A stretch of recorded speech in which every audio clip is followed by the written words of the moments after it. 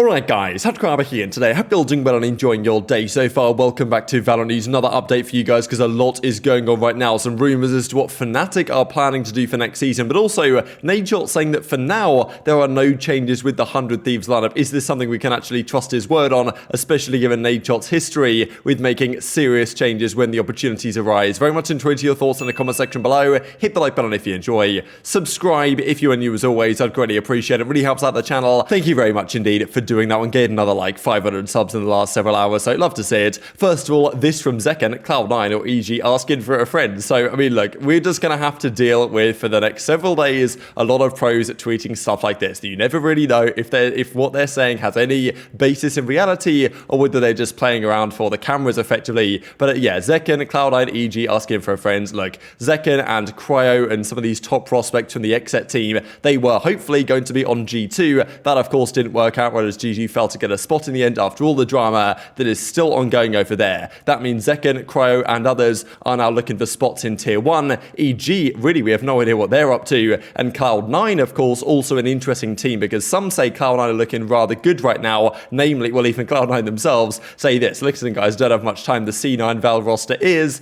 and then he dissolves. Now this is interesting just because you probably wouldn't tweet this out unless they had some sort of idea what they're doing. Of course they've got Zeppa, they've got Leaf and Vanity still as the team of 3. Rumours that maybe Zelsis would be there as the 4th man of that team. And then of course they've got to find a 5th. And who could that be? Could Ye be in conversation? I guess we'll stay tuned for that. But Marder actually says here from Shopify Rebellion, if Cloud9 lose one single match in 2023, he'll shave his head bald. So probably implying that at least what he has heard. Now look, is he actually knowing what's going on here? Does he really have any idea? Is he just messing around? It's tough to say. But like, look, if he does know something, which you'd imagine he may well do, then this implies that the Cloud9 team is rather scary as it stands. So of course we'll stay tuned. Does this mean Ye's going to Cloud9? Because like Ye plus the rest of those guys, like that's a pretty good team. But obviously there's a lot of good teams that are going to form for next season, and we'll see some further examples in a second. Just to follow up on this, earlier today we talked about Na'Vi potentially signing the entire FPX lineup. They might not be able to acquire the entire FPX lineup, kind of strange, but yes, apparently they are considering it, even as George Geddes comes out and says sources say Na'Vi are in advanced discussions to sign the entire FPX team. However, Ardis could miss out, arguably their best player, though Na'Vi are hopeful they can get him and field the entire, well, full FPX roster from this past season, at least the end of the season. But Ardis apparently might not be able to play, which is strange. You'd imagine this might be because there's other options for this guy out there, right? And FPX, of course, it's kind of their decision to a certain extent as to what they do. And if Na'Vi can't match the offer necessarily that they can get for Ardis elsewhere, then FPX are within their rights to make that deal happen. All those guys are restricted free agents, I imagine, so FPX kind of have the decision in terms of what the buyout fees are and the like to send Ardis where they'll pay him more money effectively for the buyout, right? Even if Ardis wants to go in the roster. So that's why things get so questionable, right? Na'Vi want the entire roster, the team wants to stay together, but it might not happen just because of buyouts and other offers that FPX might have for Ardis elsewhere on the market where it doesn't make sense for them to send him there. Now whether this team reforms in the future, who knows? And if they don't get Ardis Na'Vi, then who can they replace him with? That's a big question as well. But yeah, that's pretty cool stuff. Now elsewhere in EMEA, we have this big piece of news coming out from the Fnatic side with apparently Turko,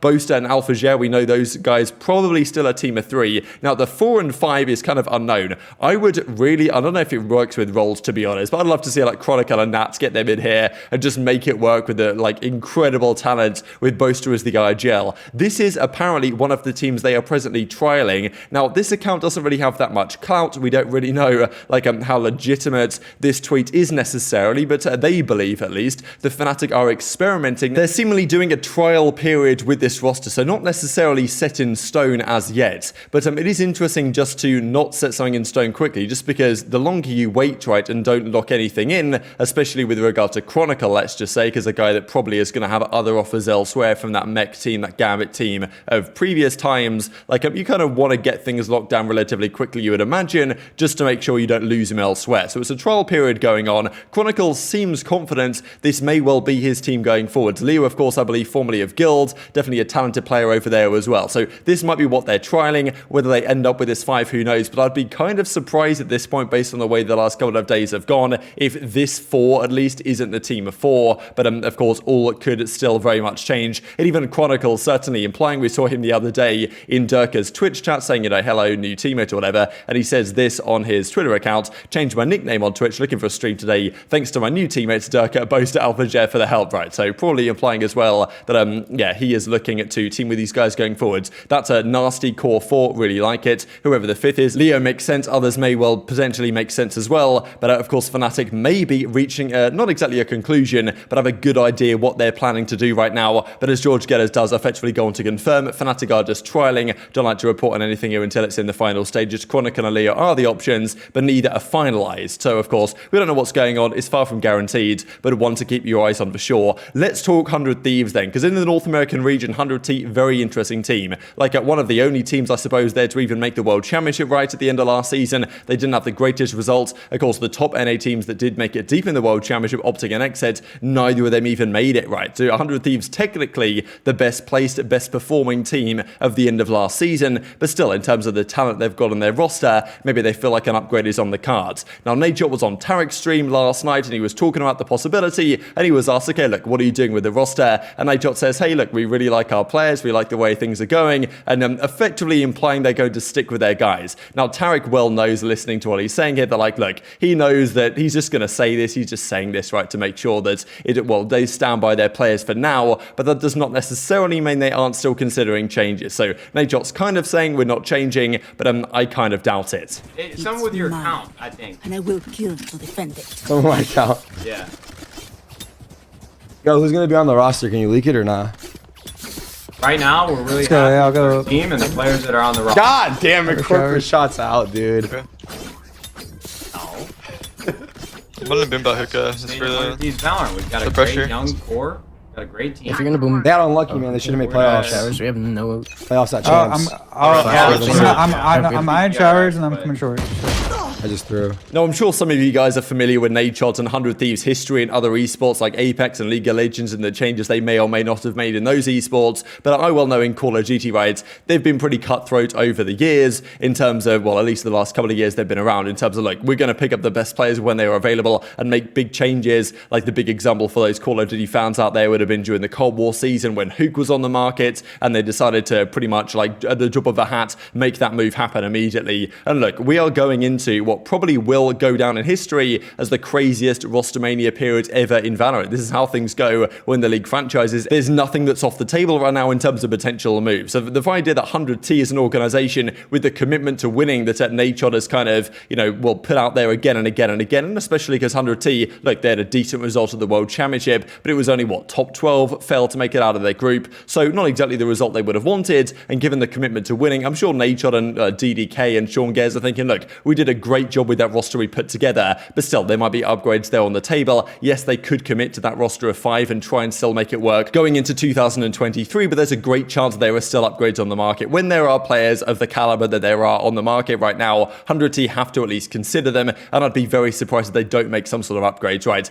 That's just how 100T tend to operate, and the idea that like all of these other teams are going to change in rostermania and 100T don't, like that seems highly unlikely to me. So if they are going to change, as I think they probably will, I think every team's going to change within reason. Even FPX we see going to Na'Vi, they might still have to change for various reasons. So I'm sure 100T will consider it. Like, look, DDK and Sean Gers did a fantastic job with that core 5 they had of Asuna, Bang, Derek, Will, of course, and Stella as the core 5. But, maybe there's some upgrades to be made. I think Asuna, like, he's been their star guy for a while. I think he should stay. Bang, I think, has really proved himself as potentially a talent for the present and also the future. I would keep him. Derek, I really like personally. I wouldn't want to trade him out, but, maybe they'll go either way on Derek, but I still would like to keep him. And then it's really Will and Stella where the questions are raised. Can you do better than Stella in that IGL position? Maybe you can, maybe they don't think they can, right? Obviously they chose Stella for a reason, but now there's kind of more experience, maybe IGLs on the market, or at least IGLs maybe with higher ceiling than Stella, so that's an option they might consider. And Will, I don't think really was 100T's first choice anyway, so that I think is where I'd expect them to look for some sort of upgrades. Will proved himself to some degree, but someone with a bit more experience, 10, you know, look, if Ye's on the market, they're going to try and make that deal happen, right? That's just how 100 Thieves operate. And I'm sure a lot of the other NA teams are trying to do the same thing. So intrigued to your thoughts in the comment section below. My perspective is 100T are probably going to make some sort of move and try and actually make this happen to build a real gold squad. But it does seem like a lot of the North American guys think Cloud9's going to be that team. So it depends, I guess, where Ye decides to set his eyes on and where he decides to go, and whether 100T even gave him an offer, or whether they decide, look, we've got a good team, we're going to stick by it and hope things work out for next season. But I do think that they will at least consider some of the upgrades that are on the market. Even the exec guys, Cryo, zyppan, these guys we mentioned, even from LG or SR, right? I mean, we've got B-Dog on the market, right? So there's even names like that are like, well, you know, could that be an upgrade for 100T? They may well have to consider it. And of course, Ye is still the big name. I'm sure a lot of the franchises or a lot of the journalists right now aren't really reporting on the Ye stuff just because he's probably got all sorts of franchises in his DMs. It's difficult to keep on top of things. But we do expect him to come up with his decision over the coming days. Still, you know, Cloud9, Sen, 100T. Of course, NRG also in consideration, but, you know, we can probably make up a good idea of where he might narrow down those options to. But very much intrigued to your thoughts in the comment section below. Hit the like button if you enjoyed. Subscribe if you are new as always. Take care, and I'll see you next time.